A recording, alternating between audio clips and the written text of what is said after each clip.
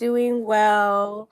I'm a little late. I'm usually on by now. It's been such a busy day and so many things going on.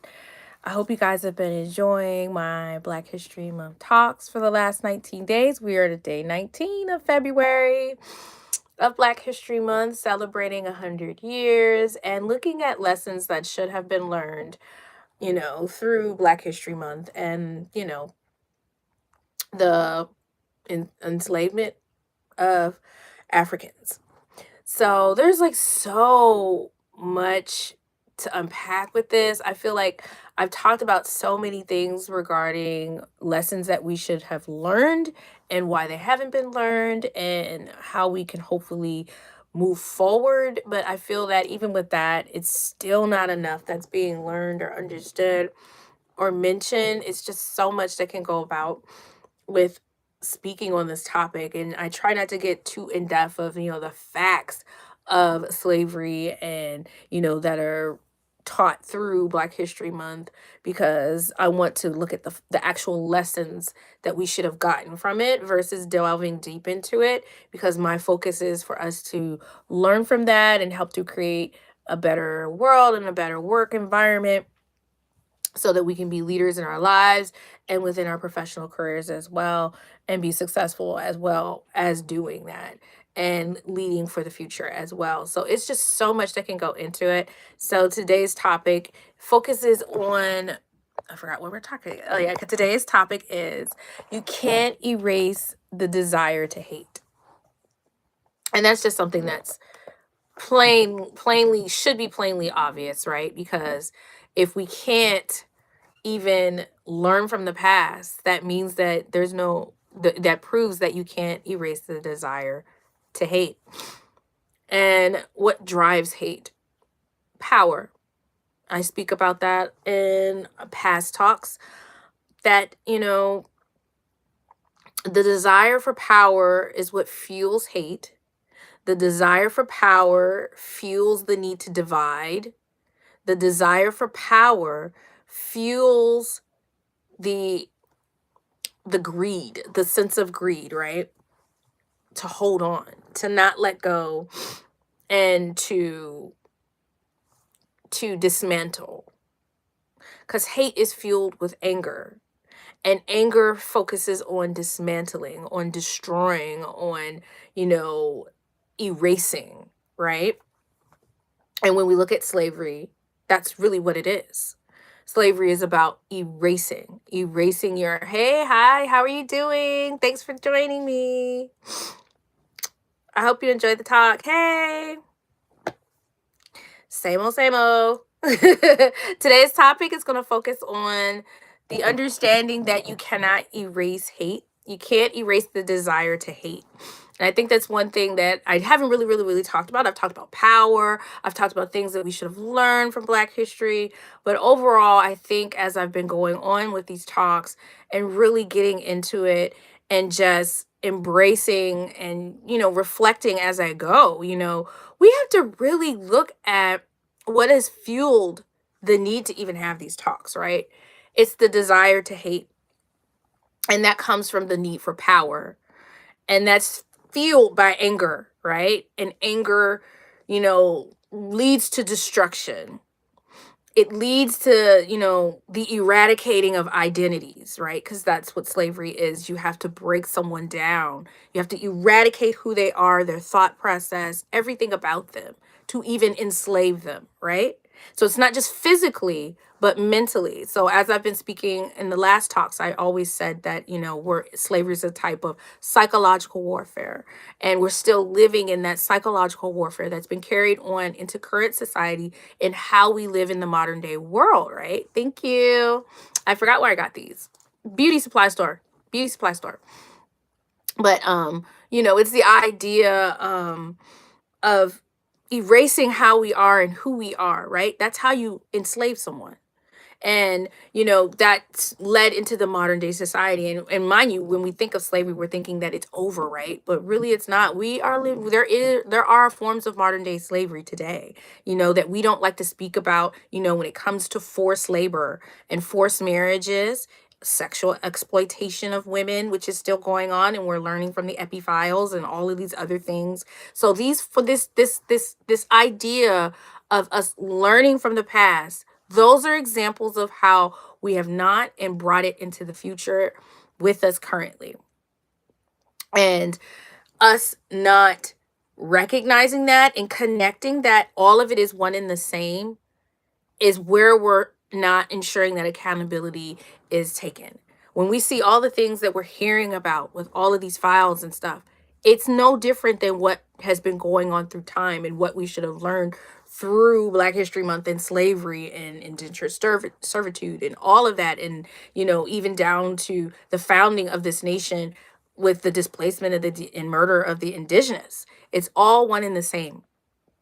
That a need to hate, which is fueled by, the desire for power, the desire to control over someone else, not only their bodies physically, but their minds mentally. Because if we have their mind, then as they go about and they have children and they have children and they have children, that continues the cycle of suppression unknowingly, because the systems have already been built to continue the hate. And once the mind is suppressed, it doesn't realize that it's caught in a cycle built on hate, that's lifted up by hate, built on hate, and with in their minds, with all hope that it will stay that way forever. So when we recognize that, only then do we truly realize that we're in trouble. Like, we are really in trouble. Like, how you cannot just pretend anymore and pretend that, the powers that be, that those that hold it aren't wielding the chains of suppression, right? And are not ensuring that that stays that way, right? Because through all this time, we have not seen any forms of accountability. That is something that has been missing, as I've mentioned in yesterday's talk, and I think the day prior's talk. That accountability has not been. We don't even focus on the idea of even real forms of reparations, let alone a I'm sorry. There hasn't even been that, and only ones that have not received that is, those of enslaved Africans. Not to say that that's going to erase and make anything better, but it is an example of that self-reflection not truly being there, and how it's upholding the systems that we currently have and are in. And we see that also within the workplace, because it's all connected, and we have to recognize that. And I think people don't really realize that. They always think that there's a separation between how we move in society and how we work is connected, how we pray is connected. I spoke about that, I think, in my very, very, very first video. They're all three are conglomerates in their own right. They're all corporations in their own right: government, private entities, and then corporations. And how they move is in the same systemic setup and connection, and mind you, that it's all connected, because those that wield that power are the ones that wield opportunity within those spaces and leadership. So it's once you go into who is protecting these systems, right? Why are these systems? You have to look at all the systems, especially when I go back to speaking to modern day slavery, right?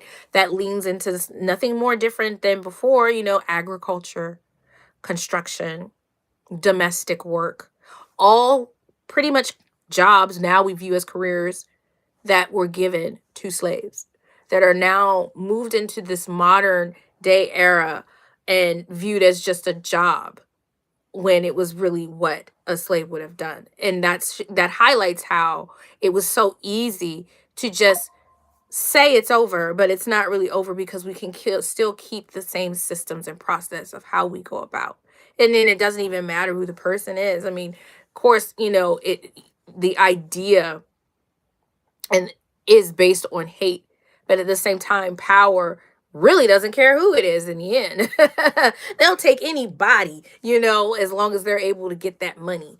But it's still built on the understanding that is fueled by hate, fueled by the forms of discrimination. And that includes women as well. When I speak about that, I mean, as I've said, the connection to how we're seeing all this evidence coming out in the files and connecting that to that same system that we're speaking about, how this is all connected, because it really is. The same way it is upheld, it's just in a different format. There's different sects of it, different sects. And that highlights how far deep this rabbit hole goes, of how we get caught in our continuous robotic phase of going through life and not realizing that we are caught in this system that has that type of control, that it can go for all this time. We're going on almost 500 years, right? We're celebrating 100 years of Black History Month and almost 500 since the ending of slavery, right? Like 450, something like that. So that in itself shows the amount of time that this has allowed to go on, and for it not to be held accountable, even though we can say, oh, well, there were wars and, laws were passed. But even then, if we go through and we look, we see every day that our laws our rights are violated. And if you don't know it, how are you going to fight for it? So that's when it comes into the education. And that's the whole point of why Black History Month was even thought of first as just, a day of, a week and all of that. And then it implemented into a week of learning, and now it's implemented into a federal holiday and all of that. But other than that, it was for the idea of educating yourself, because the miseducated are easily swayed. The miseducated are the ones that are to be enslaved. Because when we think of slavery, most people think of just physically, but really it is mentally, as I've mentioned before. It is psychological warfare.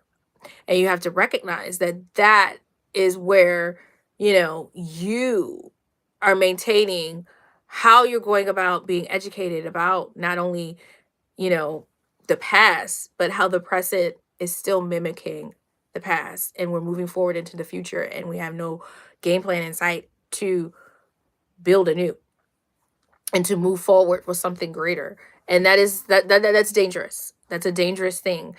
But it is something that needs to be said and something that needs to be recognized, that, you can't have change if you're not willing to learn. And if you're not willing to learn, how are you going to act? And if you're not willing to act, then how are you going to move forward and grow and create?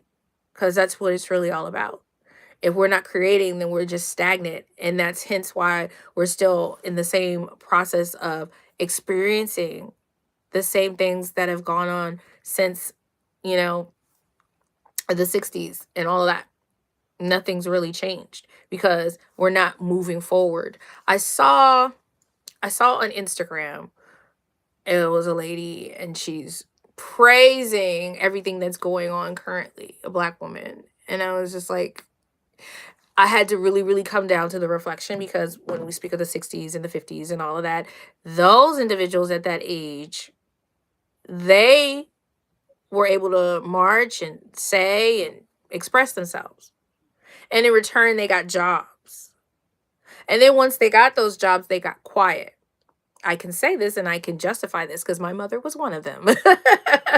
My mother was one of them. She may not have been one of the ones marching because she was still in high school, but once she graduated, it would have been 1970, she went right into a government job, because that's how it went. Black people marched, we demanded jobs, we demanded fair housing, which are all part of our Bill of Rights, if you don't know that. And that lets you know that we are not being given a current fair compensation and wage, livable wage, fair housing and housing opportunities. These are all part of your humane rights in the Bill of Rights of the Constitution for you as an American citizen. So that's just a highlight of how our rights are being violated every day and we don't even know it. But outside of that, that was what it was all about, and that generation, those that are baby boomers, they got the jobs, and those, from the 60s, they got the jobs. But once they got the jobs, then we move into the Black Power movement, right? And that's when the drugs miraculously come in Vietnam and all this and that. So then the Black Power movement, and you got government jobs, so you have government job, or then you end up going to Vietnam or whatever like that. So it's like this cycle. Once you provide different opportunities, don't forget war brings jobs, right? So Then you have jobs and opportunities. So then from there, people forget that we're forgetting about the marching. We're forgetting about the things that we've been fighting for, the continued inclusivity. And so a lot of stuff got left behind during that time. And that's why we're still fighting today. So even at that time, I think I mentioned that that was around that time AT&T was sued, and that's how DEI first became a thing, and started having rules and regulations, which is the idea for compliance, right? So we're moving into that. So it's showing, if you look at past of history, thanks to Black History Month and all of that, and that recognition, and proud of who we are, and everyone's learning from the past so that we can create a society that is not of that.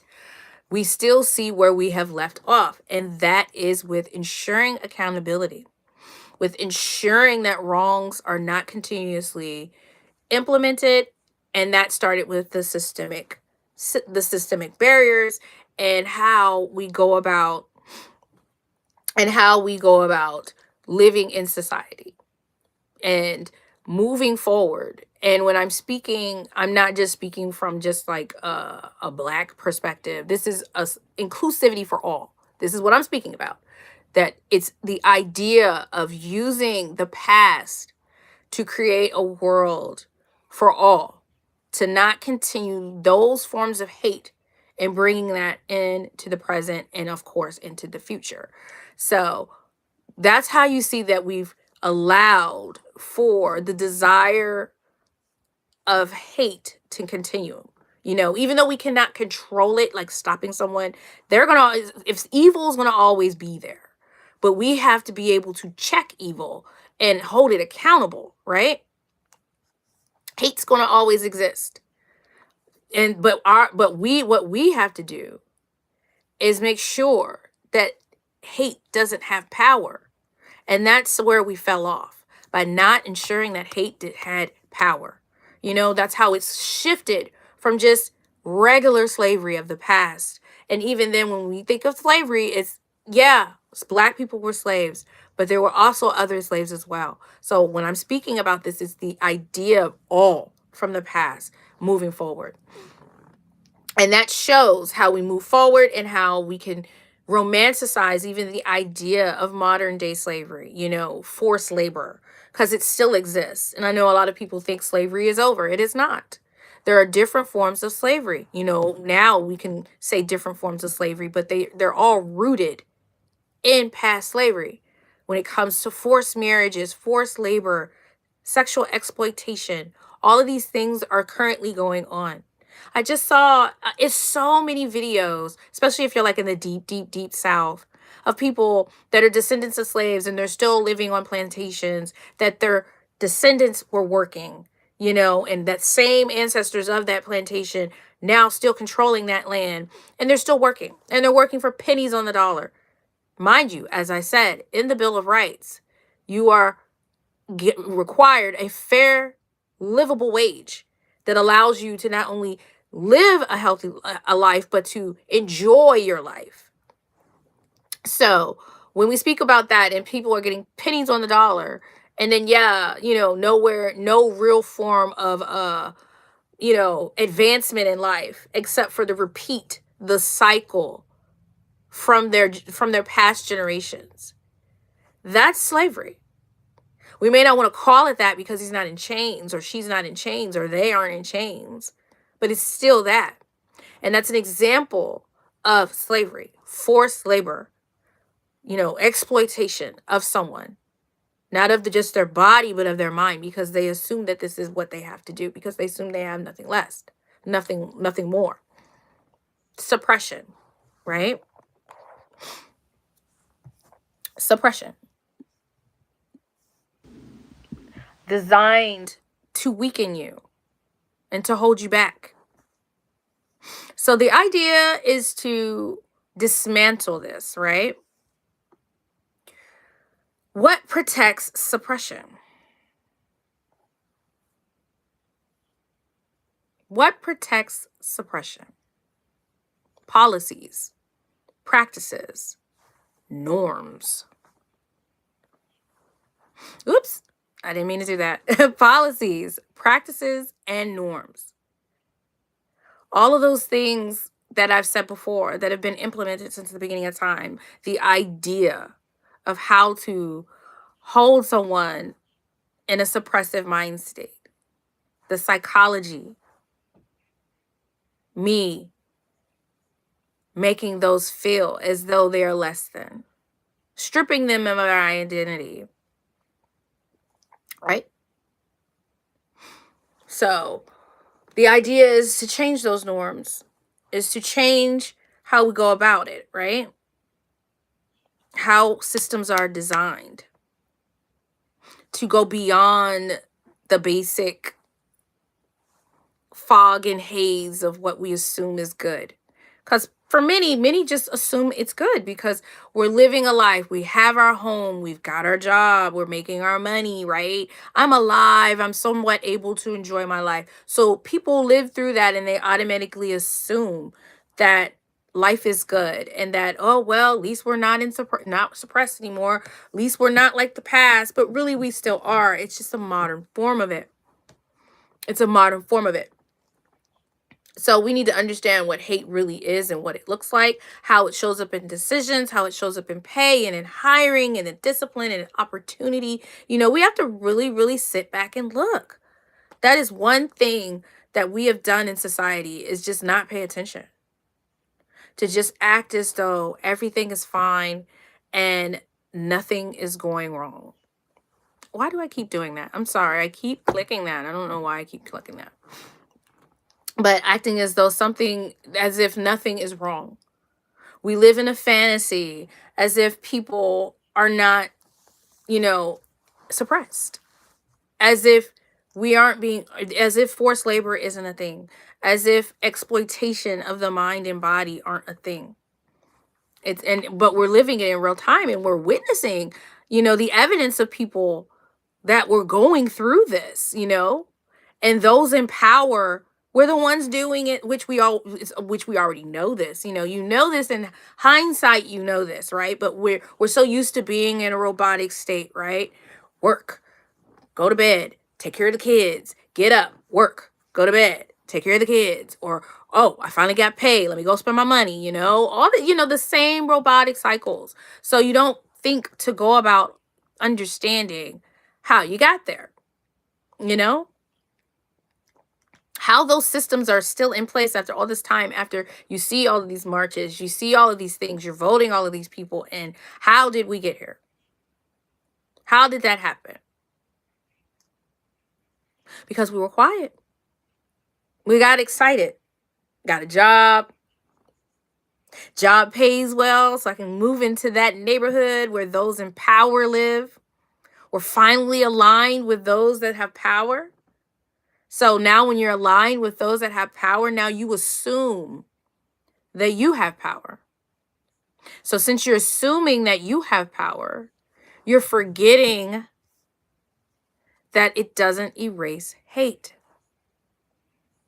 You're forgetting that you're one of few to make it. You're forgetting that you have to make it so that others like you can follow along. Yeah. So that is one thing that we as leaders, we have to remember to do.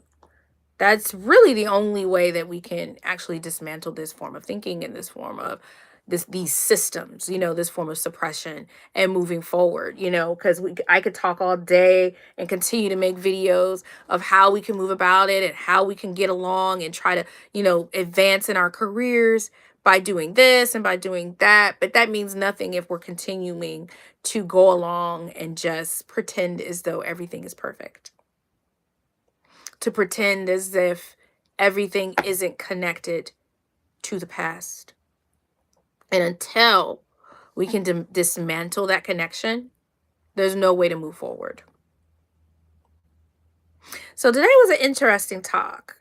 It just shows, how we can get blindsided because of our professional aspirations and accomplishments, and how that can make us feel, as if there is no forms of suppression, as if it's not a form of psychological warfare that we are going through, you know? And also forget to lead for change and to be the change. So it's just something to think about. I'll be back on again tomorrow. Until then, be the change, love yourself and others. Bye.